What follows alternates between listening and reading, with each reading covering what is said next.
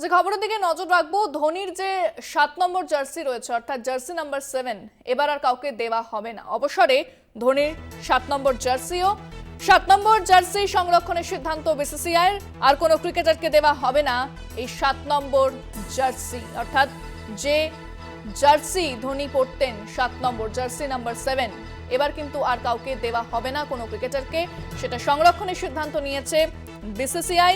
ধোনির অবসরের 3 বছর পর সিদ্ধান্ত বিসিসিআই।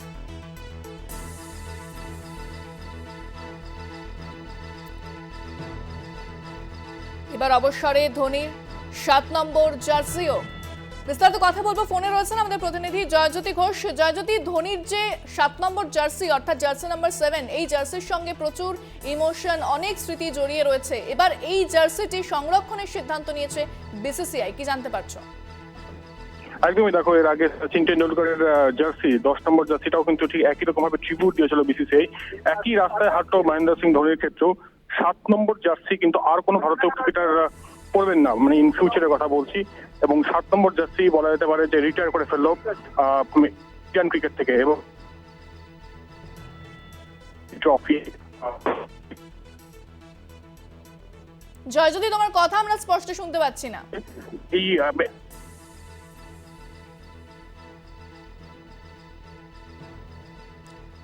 জয়জ্যোতি, আপাতত ধন্যবাদ জানাবো তোমাকে। কথা বললাম প্রতিনিধি জয়জ্যোতি ঘোষের সঙ্গে।